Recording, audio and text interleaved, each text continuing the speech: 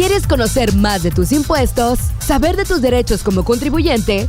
Sintonízate en Frecuencia Fiscal, un programa de análisis, difusión e investigación. ¿Eres emprendedor, estudiante o empresario? Frecuencia Fiscal es para ti. Te invitamos a ser parte de esta nueva cultura en los impuestos. ¡Comenzamos! Hola, ¿qué tal? ¿Cómo estamos? Te saluda tu contador y amigo Luis Alberto Padrón, una misión más de tu programa Frecuencia Fiscal. Búscanos en las redes sociales con el hashtag La Voz del Fiscalista. Y hoy vamos a tener un excelente programa que hemos denominado Capital Privado para Reconstrucción del Ambiente Productivo. Así es que te invitamos a que te quedes para escuchar las respuestas a las preguntas tales como ¿dónde estamos situados financieramente en estos momentos de COVID? ¿Cómo se encuentra México ante los retos que plantea el capital privado?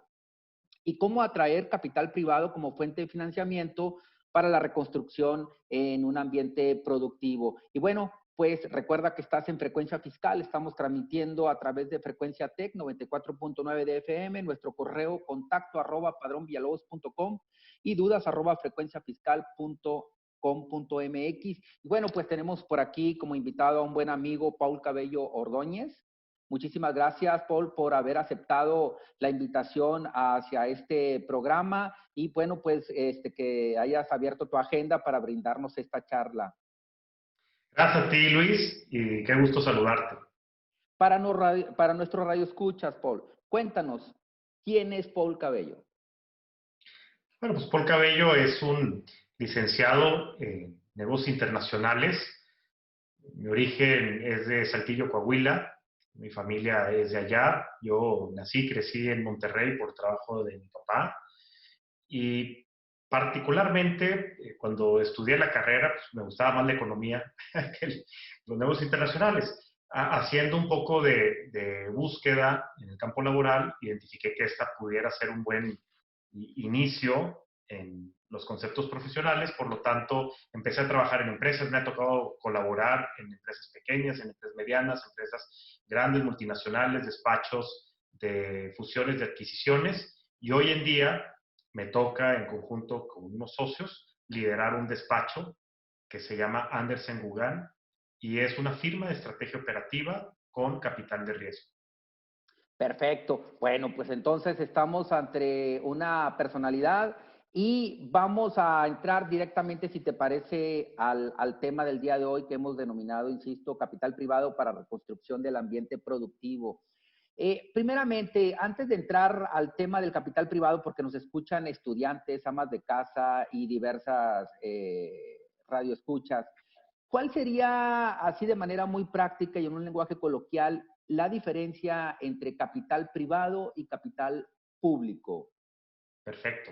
Mira, el capital público se denomina hacia los oficios gubernamentales. Estos salen de los impuestos que tú mejor que nadie conoces y de ahí se da el uso. Últimamente hemos leído en los periódicos, hemos escuchado en la radio, en las redes sociales, etcétera, las famosas APPs.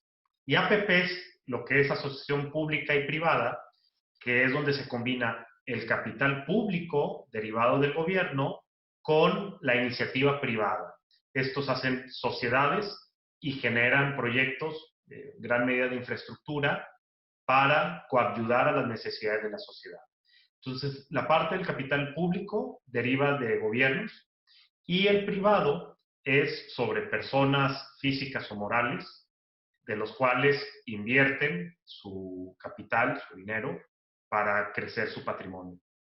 Haciendo un poquito de historia, Paul, ¿cómo pudiéramos remitirnos a los orígenes si tuviéramos una máquina del tiempo para también verlo como un preámbulo? Es decir, ¿dónde están los orígenes del financiamiento privado?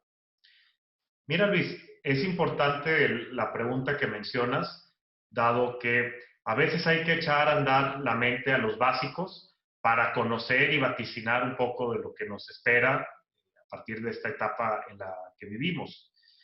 Vaya, los comerciantes migraron del trueque, en el cual si tú tenías, vaya, el servicio fiscal, pues yo te daba un servicio de asesoría de negocios. pero no había dinero en el intercambio. Eventualmente, cuando se adopta el dinero como un tipo de intercambio, es que se le da un valor al dinero. Asimismo, que los comerciantes, cuando tenían un excedente de capital, por su oficio, previeron el utilizarlo de manera diversificada en figuras que se dedicaban, por ejemplo, a comercializar arroz, cuando yo lo que hacía era comercializar pan. Entonces, mis excedentes se lo daba al comercializador de arroz y él los trabajaba y me generaba un rendimiento. Entonces, yo tenía ya dos fuentes de ingreso: el dinero producto de mi oficio, más el dinero que yo le di a trabajar a otro comerciante y que me lo regresaba con algún tipo de rendimiento. Ese fue el origen de lo que hoy le denominamos el capital privado. Ya, muy bien, Paul. Bueno, vivimos prácticamente en una aldea global, ¿no? ¿En dónde están colocados o cuál es la fuente de origen de estos recursos, de estos fondos privados? ¿Están aquí en México preponderantemente o hay que irlos a buscar a Estados Unidos, hay que irlos a buscar a Asia, hay que irlos a buscar a Europa? Cuéntanos un poco sobre ese tema.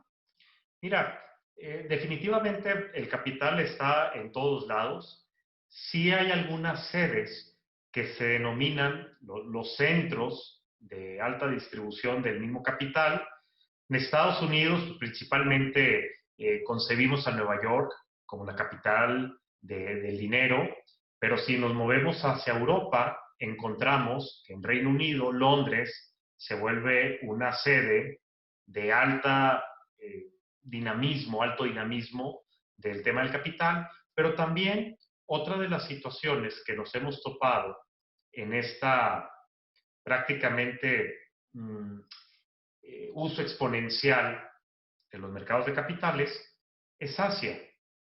China ha tenido un liderazgo en los últimos años sobresaliente, que algunos de sus ciudades, como lo es Shanghai, Hong Kong, cada vez acaparan más transacciones.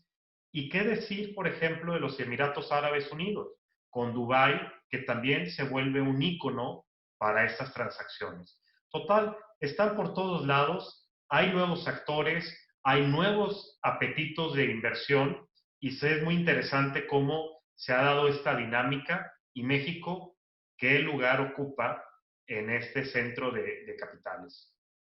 Ahora bien, ¿qué le dirías a uno de nuestros radioescuchas aquí de Frecuencia Fiscal que, bueno, pues tiene su inversión y es tradicionalista, es de la vieja guardia y tiene su dinero depositado en la banca tradicional de aquí de México, ¿no? Y bueno, pues a lo mejor estaba recibiendo CETES, que estaba por arriba de 7 puntos, ha venido cayendo, ya estamos creo que en 4.25 y esa tasa se acerca más a niveles o índices internacionales. Entonces ahora ya prácticamente no es viable tener nuestro dinero guardado en la banca mexicana porque 4.25, quítale la tasa de retención que es de más del 1%, quítale la inflación que rebasa el 3%, prácticamente tenemos un rendimiento negativo ahorita en estos momentos y que esa tasa tiende a caer. ¿Por qué un inversionista mexicano conservador debiera de sacar su dinero de la banca y colocarla en estos fondos? Correcto. Todo depende, Luis, de la aversión al riesgo que cada uno de los cuentavientes tenga y además de su plan profesional patrimonial. ¿Por qué? Porque muchas veces caemos en un estado de desinformación que es natural, porque un amigo me platicó que esta entidad me está generando un buen rendimiento, pero también nos estamos orientando a un campo subjetivo, ¿qué es un buen rendimiento? ¿Cuál es la comparativa? ¿Cuál es la versión de riesgo respecto a la etapa de vida de cada persona que tenemos? Hoy en día México ha avanzado mucho respecto a las opciones de inversión. Todavía falta mucho por hacer. Todavía hay tantos esfuerzos que se tienen que consolidar, pero sí considero que el mercado ha sido el mejor beneficiario de esta evolución que hemos tenido en el mercado de inversiones, doméstico al menos. Fíjate que sí, acabas de tocar un punto, yo creo que bastante álgido, que es el tema del conocimiento de la educación financiera. Por ahí estaba viendo que por parte de la Conducef para jóvenes de 18 a 30 años, ahorita tienen por ahí un evento, incluso con un premio cercano a los 100,000 pesos. Invito a todos los jóvenes que nos están escuchando para cómo pueden provocar entre la misma juventud ciertas innovaciones para educarse, ¿no? Porque a veces falta educación para poder reactivar la economía a través de estas plataformas. Ahorita mencionabas de que pues, los recursos, definitivamente algunos de ellos puedan provenir de fuentes mexicanas y otras de, pues prácticamente de todo el mundo.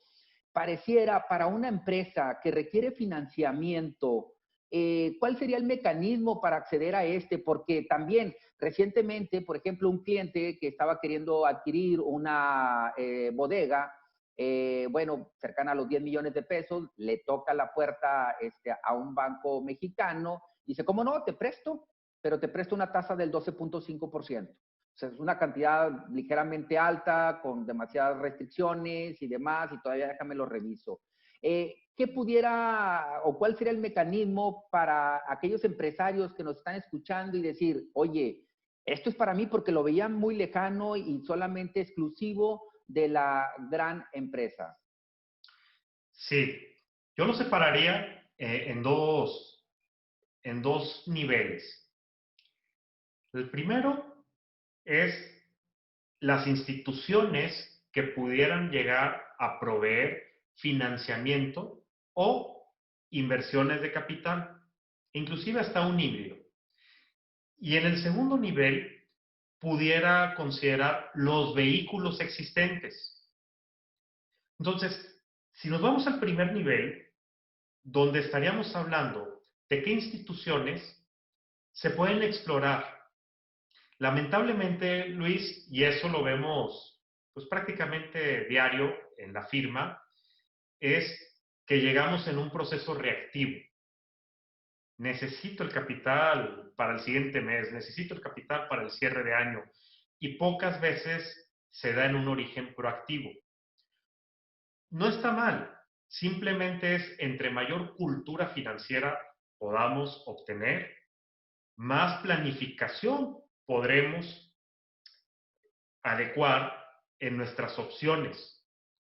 ¿Por qué? Porque de entrada se puede tener combinación entre la banca comercial con algunos inversionistas privados, algunas líneas de factoraje, dependiendo cuál es la necesidad y la envergadura del proyecto. Por otro lado, los vehículos. En los vehículos también nos hemos encontrado que hay mucho por culturizar respecto a los acuerdos que se pueden llegar a tener con diferentes entidades.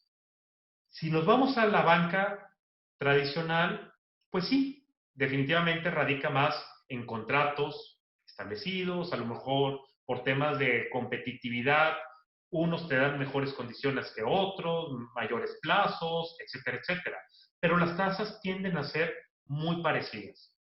Pero cuando entramos en un campo de inversionistas privados, ya hay muchas formas de cómo negociar. Y yo lo llevo a un punto, Luis, que nosotros pudiéramos clasificar con 3 T's: talento, tiempo y tesoro. Si el empresario que nos está escuchando sabe que está disponiendo del tiempo y del talento, bueno, pues hay que conseguirle el tesoro. Pero eso ya lleva un gran valor a la mesa de la negociación. Entonces, ahí es donde se generan los vehículos que, honestamente, tanto en Estados Unidos, en Asia, están cada vez más creativos en los vehículos que se pueda llegar a fundamentar. Y no es más que darles una estructura, lo ponemos en blanco y negro, se contrata un abogado para que le pueda dar certeza jurídica y a chambear se ha dicho. Exactamente, o sea, en estos casos, cuando se obtienen estos recursos, prácticamente en lo que es la banca tradicional, pues bueno, está el recurso, está el tesoro y nada más.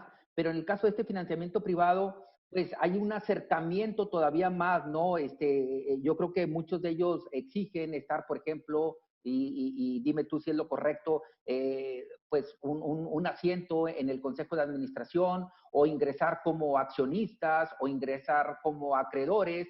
Y es ahí donde el mexicano tradicional pues pudiera intentar meter un freno porque dicen, oye, voy a abrir las puertas corporativas de mi compañía y voy a empezar a perder el control de mi pequeña empresa, pero no están viendo hacia dónde la pueden llevar, ¿no? Hacia otro nivel, hacia poderla escalar, hacia proyectos que son inviables si la empresa decide no obtener esos financiamientos, Paul.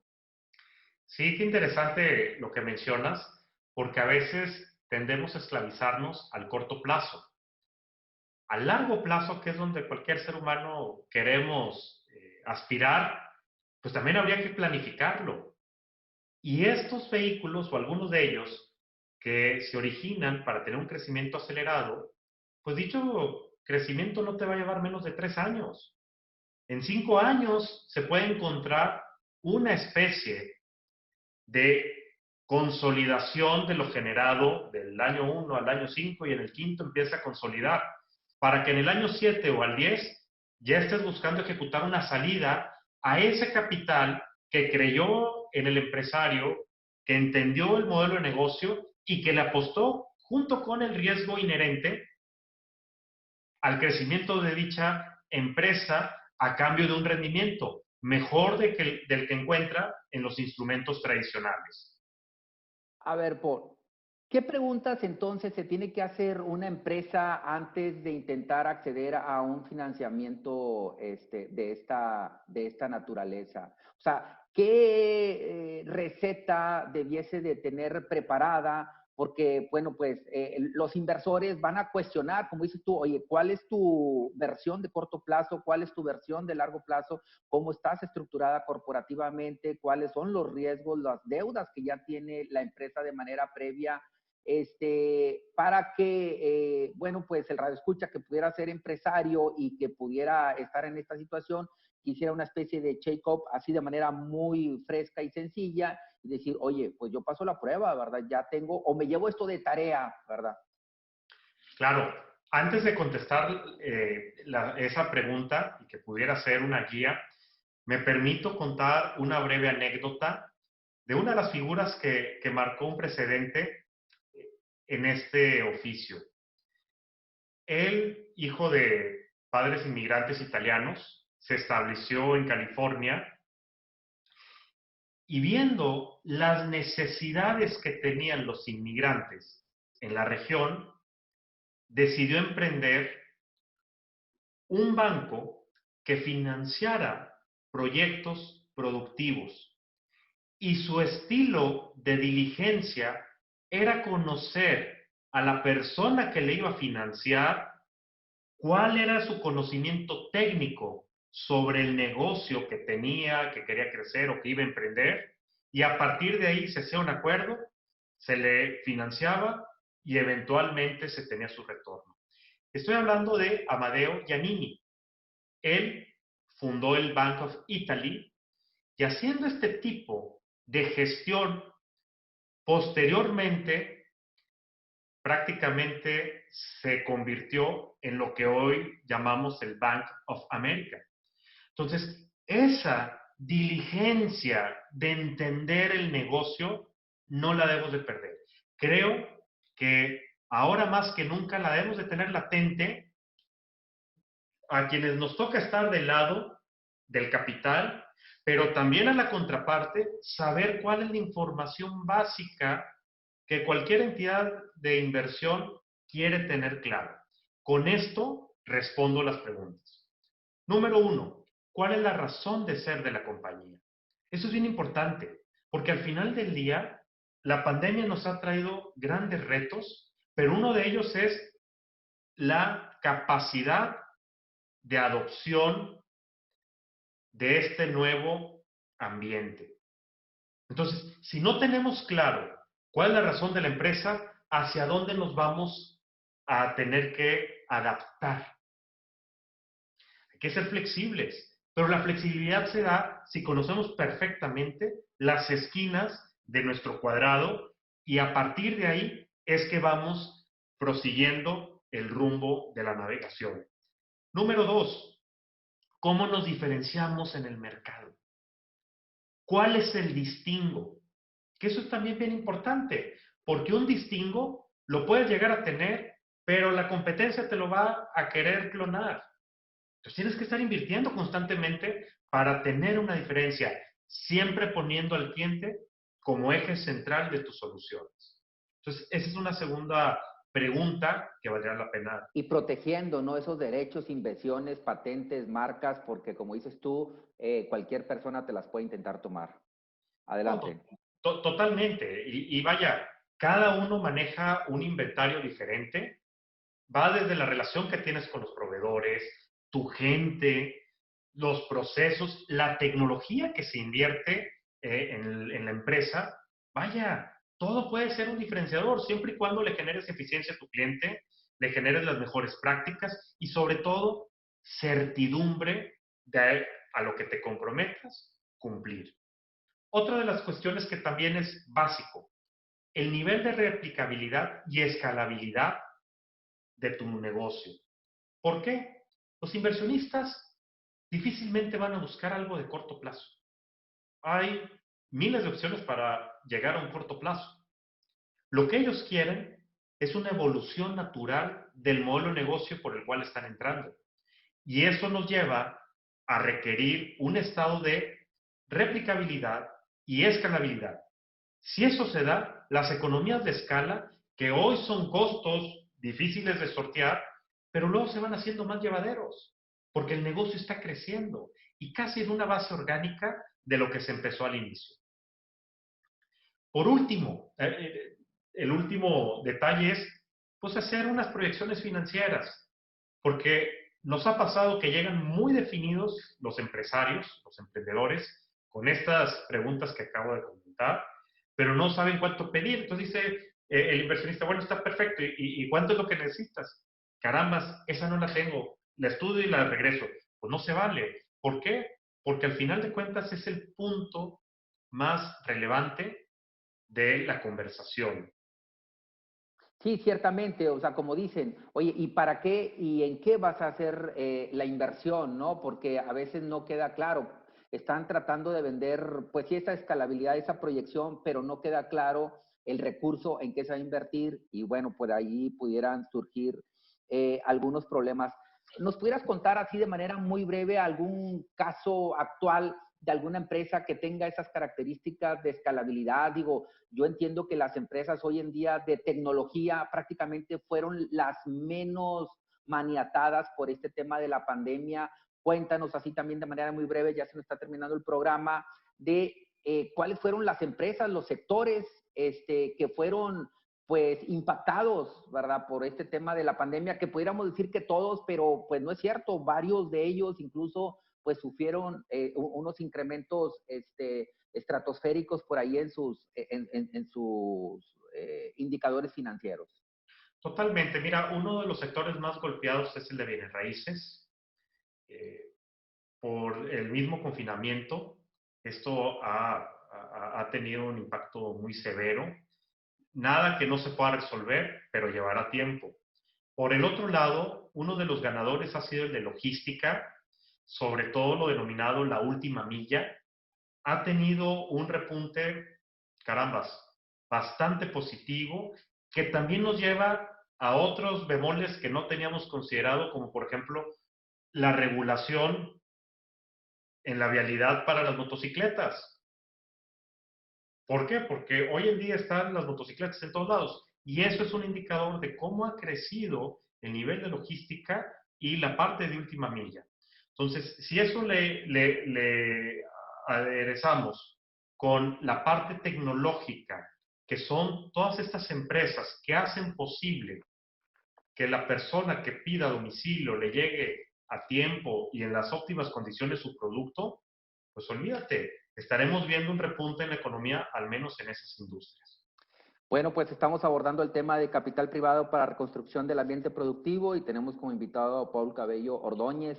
Paul, algunas palabras finales para los radioescuchas, algún mensaje de motivación, ¿verdad? Porque yo también estoy plenamente consciente que en estos momentos lo que necesitamos es actitud positiva, tanto por parte de los inversionistas como por parte de los emprendedores, que esos proyectos, bueno, pues que los puedan llevar a cabo.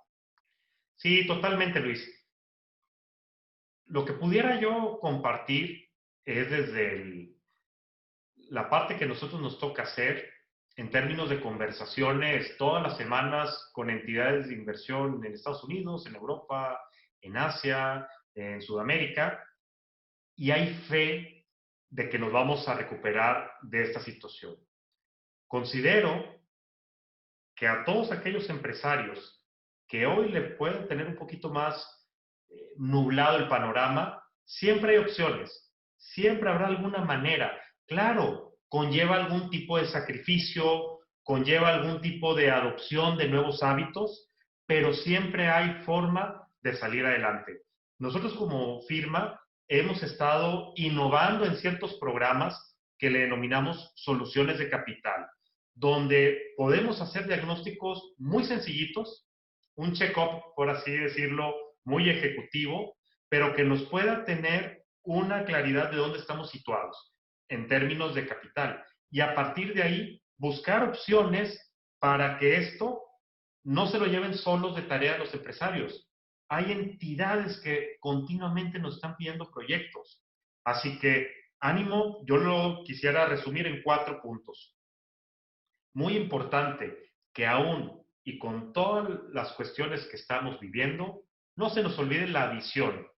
La visión es lo que marca a un empresario. Número 2, el propósito de empresa. Más allá de lo económico, tiene que haber un propósito. Y ese propósito es la madre de la cultura que se respirará en la empresa.